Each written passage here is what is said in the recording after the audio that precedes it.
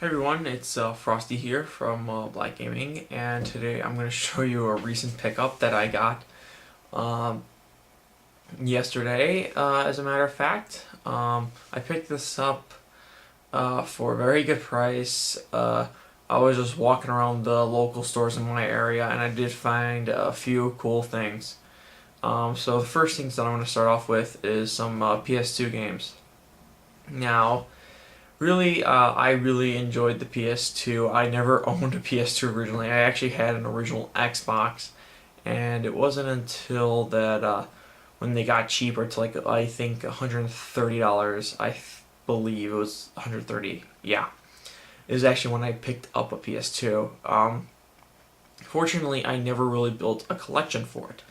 Main reason why is because the 360 was already out, and I was trying to keep up with the new system as well as play with the PS2. So I had a few select PS2 games. However, I never really fully built on the collection. I was way focused on the 360. So of course, all these games I have here I got for about a buck or $2 at the most. And I also have a PC game in here too because it was $2. It was in there, and I really wanted to get this game. So I'm gonna start, of course, with all the PS2 games. Okay, so first game is Gran Turismo 3 A Spec. Now I paid $1 for this. There is unfortunately no manual, but it does look pretty decent. I've played the other Gran Turismo games. I think I played the first game, and I believe 5 Prologue. I never played Gran Turismo 5 Standard. I just played Prologue, and what's it called? The first one. The funny part is that Gran Turismo 5 Prologue came out like a few years before 5.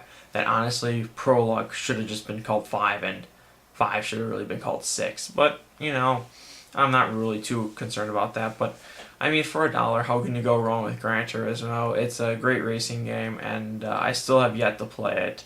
I'm just going off of my conclusions for these other games on why I like Gran Turismo. And I mean, for a buck, you can't beat it.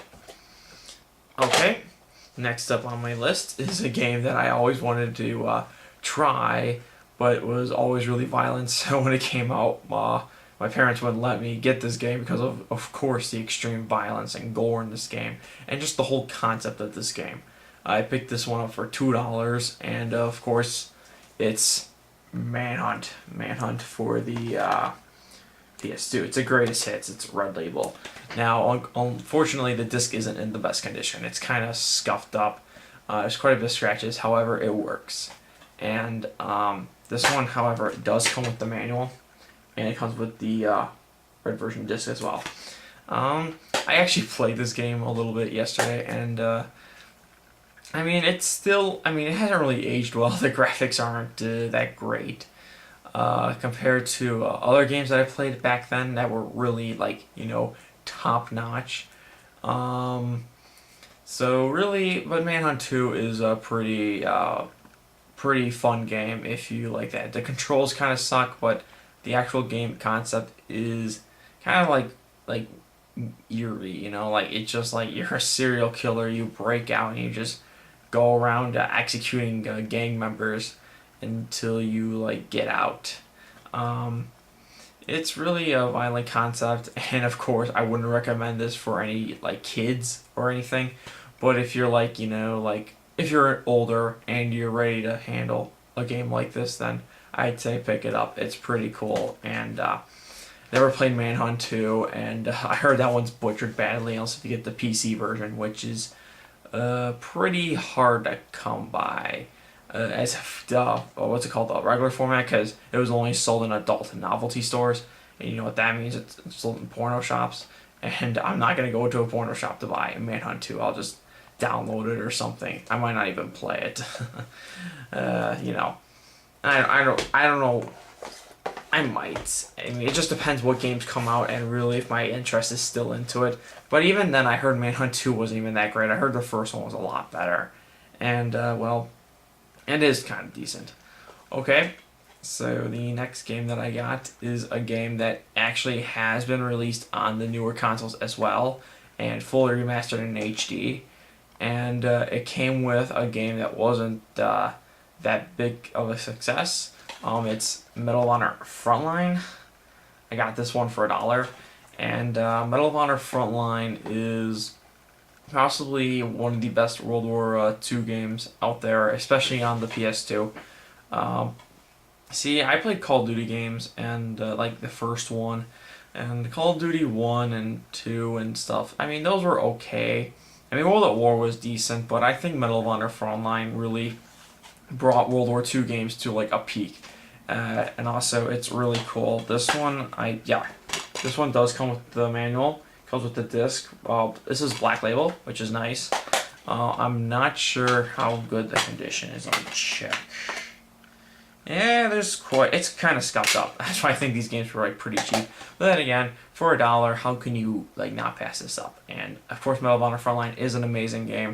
It saved me paying $15 or $20 for the new one, and I'm glad I actually own Medal of Honor Frontline as a physical game. All right, next one is one of Sony's main franchises on a military first-person shooter. It's third person, it's not first person, and it's more of a tactical sort of based game. There's several of them out there, including some on the PS3. I have the second one, it's SOCOM 2. This one, of course, has online. I never played online. And here's the back really quickly if you want to look at the back. This one was also $1, which was really cool. I think the only ones I actually paid $2 for was Manhunt 2 and another game I'm going to show you fairly soon.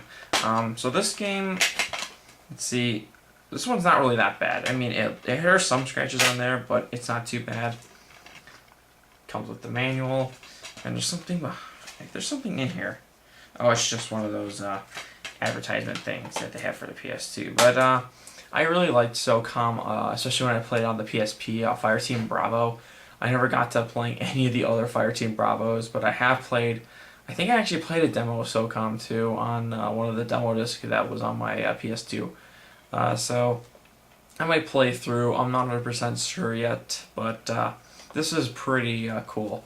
And like I said, for $1, you can't pass these games up.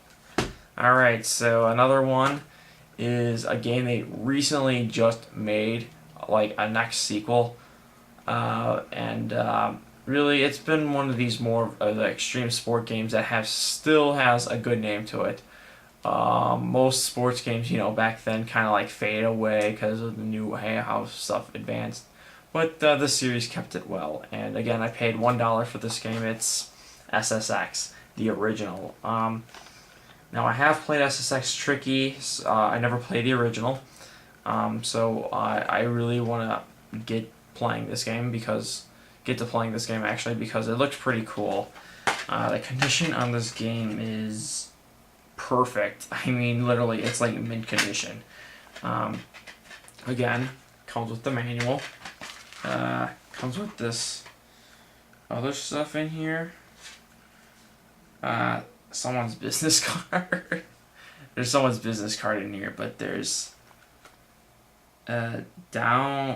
someone wrote a code. It's down, left, up, right, X, circle, triangle, square. I'm not gonna flip it the other side because, just for privacy reasons and all that stuff. So I just wanted to show you the nice little code that someone gave me. And then there's a product catalog that, it's probably all the games are probably out already. And SSX, the new one, I really want to get that one too, but I want to play the original SSX. I've played SSX Tricky at a friend's house, and I really had fun with that, so I'm hoping I have the same fun with the original. Alright, now, this is the last PS2 game I got for fairly cheap. I paid $2 for this one. This was the other game, and it's another extreme sport game. However, this game, unfortunately, died when it came onto the new consoles. From the PlayStation and PlayStation 2, Xbox, and stuff like that. That's when this game was amazing. However, it sucks now, and unfortunately, Yeah, I mean, I really don't know how else to say it, but Tony Hawk's Underground 2. Now, when I was a kid, I was really a huge Tony Hawk fan. I had all the games up to Underground. Fortunately, I sold all those games except for two, I believe. And I'm not sure if I have Underground still. I might have it, but I'm not sure. But I don't have one, I don't have three, and I don't have four. I don't know why I sold those games, but two is the best. Two's my favorite, and I still have two. The reason why I kept it because it was my favorite. And Tony Hawk Pro Skater 3 and 4, I had on the PlayStation, the original PlayStation. No, I had three on the original PlayStation. I had four on the Xbox. And if I do pick those up, I'm going to get those on the PS2 because those were the games. Tony Hawk Pro Skater 3 got like a perfect rating, which is insane. So I really want to get the PS2 version of it since that was the better version of the game. This one, of course, is complete. One of the tabs on top is off, but who cares? And again, this game is perfectly minted. So again, I really like Tony Hawk games. I enjoy playing these old games. So I mean, I'm very familiar with the Tony Hawk games, and then when I played this game, it felt exactly like I was playing the old games, which is nice because it brings some nostalgia for me. Like again, for $2, how can you go wrong with Underground 2? I've seen places like, especially some of these games, that go quite a bit higher. I mean, I'm not talking about like eBay or anything. I'm talking about like GameStop and stuff like that. I think like sometimes like Manhunt sometimes goes for like $10. I bought all these games so far for $10. The computer game also, I'm going to show you, I also bought for $2. So if I get rid of that, I bought all these PlayStation games for like $8. I mean, that's pretty insane. And I mean, for the price of one, I got like 6 good games. I don't collect sports games at all. I don't think any collector collects sports games, except maybe like the ones, like I said, Tony Hawk, SSX, maybe some sort of games like that. The reason why I collected those games because I'm a big fan of those types of games. Other than that, I really don't collect sports games at all, unless if it's valuable. And of course, the last game I'm going to mention is a computer game. And I paid $2 for this. And it was also clearance. And, well, I really don't know how else to explain it, but it's Mountain Blade. This was PC exclusive, made by Paradox Entertainment. It's sort of like a commanding battle game where you ride a horse. Really, like the whole point of the game is like horse battle. It's almost like like when you're playing it, it reminds me of like playing like a 3D, like a very early 3D game, a 3D RPG. However, it came out in 2008, and the requirements of this game are very minimal. If I can show you those right there, wait. Oh, where are the requirements? Oh, right here. They are very minimal, and if you guys don't know what these requirements are, they're very low. 5 to 12 megabytes of RAM. I have a computer that's not mine. It's a family computer that we have that's like 10 years old, and that has a gigabyte of RAM. So that's really interesting. A graphics card with at least 64 megabytes of memory. Computers nowadays, the minimum HD card is the Intel HD graphics card, and that has 128. So 64 is basically nothing. Windows 98, 2000, ME, XP Vista, and it even runs on 7. So if you have a 98 or newer, it's gonna work. Funny part is this game was made in 2008. So it's running, so you can run it on a 10-year-old operating system when it came out. Interesting. And the only thing that's a little bit different is 700 megabytes of hard drive space. That's not really small, but it's not like as big as some other games I've played recently, like Diablo 3 is like 15 gigs. But again, these games are pretty cool. And again, I have to play it. Yeah, I already installed it, but it's cool. I played the demo of it. I mean, it's nothing like amazing, but you know, it was interesting. Okay, so I got the cheap ones out of the way now.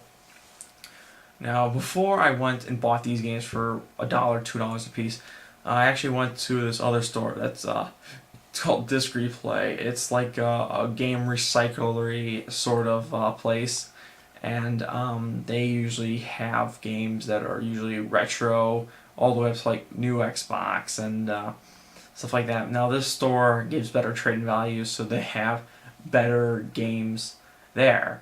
And well, I have the reason why I said to this is because I have backstories behind these. So well, I had $43 in store credit. The reason being is because I bought a copy of Chiller for the NES there. Unfortunately, it didn't work, so I exchanged it in. I got $43 of store credit, and I finally waited, and I got something amazing for it. Okay, so this first game that I'm gonna say is that I wanted to get this game for a very long period of time. Both of these games I have, but this one's actually less than the one before the last game I'm gonna show you. Um, so really, the main thing that I had about this game was that the game is. Oh, yeah. Get rid of that. That was some weird lighting. It made like one of my eyes look really crazy. Anyways, this game I've wanted for several years now. I've played this game series is fairly high demanded, especially for a lot of Sony owners because this game is fairly hard to find and well it's high demanded. I played the third game in this series on the PSP. I noticed that they released the same game on the PlayStation Store recently, and when I saw this game, especially for this price, I knew I had to pick it up, even if I wasn't going to use store credit. So here it is, Shin Megami Tensei Persona 4, and I got this for, if you can see, $17. Now that is an amazing price considering that this game on eBay and Amazon usually goes for like $35 used. I know some Amazon sellers have it new still, and I think the price is like $30 or something like that. But finding it used is actually fairly expensive for some reason. I'm not sure why, or maybe Amazon doesn't have any new copies still. I'm not sure. Okay, anyways, so this was one of the last. I think this was like the last good game on the PlayStation 2. And you see the back right here, it actually comes with the bonus CD. And well, I played this game, and it's really awesome. Everything I expected from Shin Megami Tensei game is in here. A great story, great action. I like the Persona's abilities. It's pretty cool. I only played a little bit of the game. I really got to get more into it. And well, it's a game that I've wanted for a long time, and I'm so glad I got to own it now. I really hope that PlayStation allows the PS2 to soon play, not PS3 allows, the PS2 games to be compatible with the new cloud sort of thing. I heard it's a rumor that it might not actually happen, but we will see. Okay, now this last game that I'm going to show you is a game that I've really wanted for an insanely long time. I'd say about 5 years ago, I went into this store all the way in Upper Peninsula of Michigan. It was like, if you don't know where I'm in Chicago, so it's pretty far. It was like almost 400 miles, not 400. It was like 350 miles away. Anyways, so I got this. So one of the games there. Well, the store, unfortunately, was like some type of like head shop, and they had like all this like crazy like smoke shit and crap like that. And I know my sister and I would always go in there for some reason. You couldn't go downstairs because that's where they sold like like smoking paraphernalia and like porno mags and everything. And well, they also actually had video games, which was fairly interesting. And well, most of the games there were usually not that hard to find games. I mean, they were mostly common games. They put a price on them, and well, people would come and buy it. So one time I went to the store, and the game was $40. And it was a game that when I was younger, I had no idea what the heck it was about. So the guy over there, my dad asked the guy, and we asked the guy, and he's like, oh, and he's like, $40. This guy wasn't even the owner. The owner wasn't there. So the guy was like, that's crazy. He didn't know why the price. He probably thought he was stoned when he gave it. But actually, it was the price that I was going for. So he was like, you know what? I'll give you this game for $20. Well, unfortunately, I said no because I didn't know about the price of this game back then, and overall the importance of it. So I never picked it up, and it wasn't until when I started collecting games when it started about maybe like like a few years later. So I think that was actually more than 5 years ago because I've been collecting retro games for 4 years now. Yeah, that had to been more like 6, 7 years. So right when I started collecting retro games, I realized that this game was the number one most sought game for the Game Boy back then. I'm not sure how it is now or how the demand changed, but anyways, it was fairly interesting. So I went into the store when I bought Persona 4, and I had with that I still like $23 in credit. So I saw this game finally there, and I was like, wow, I hope to God this game works because I was really excited to play it. So I grabbed that and Persona for like $7. How can you beat that? Two amazing games. And I gotta pull this game out really quick, so fortunately I didn't have it out for some reason.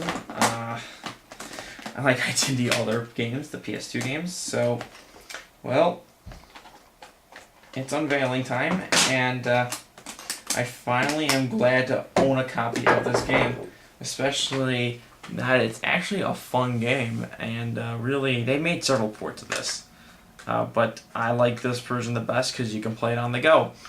And if you still have no idea what I'm talking about, here it is. Mr. Do on the Game Boy. I finally got a copy of this game. There's only one little problem that I have. Yeah. So I'm trying to find ways of how you can get rid of. I tried using a magic eraser. Unfortunately, didn't come off. And so I don't know if there's any specific way to get rid of specific. I said Pacific. My bad. Anyways, how to get this game, working without the things. Now the game works perfectly. It's in great condition. The label intact is amazing. The game is fun itself. I played quite a bit of it yesterday, and well, my hands were kind of like, I'm not used to playing a Game Boy. I'm used to having a lot bigger screen now, but I might be able to play this on my Super Game Boy, or if I get a GameCube with a Game Boy player, I can, start playing these games again. Anyways, I'm so glad I finally own a copy of this game, and well, like I said, for the price, it was worth it. If I didn't have the store credit, it would have cost like $30, I think. I don't know how that was compared to other places, but if you have like $40-something in store credit and you find one game, why not get another game, so you can get rid of it? And that's exactly what I did. So I finally have a copy of Mr. Do on the Game Boy. So that is my recent game pickups. I hope you enjoyed, and I'll be making some more videos soon, so stay tuned, and thanks for watching. See you guys later.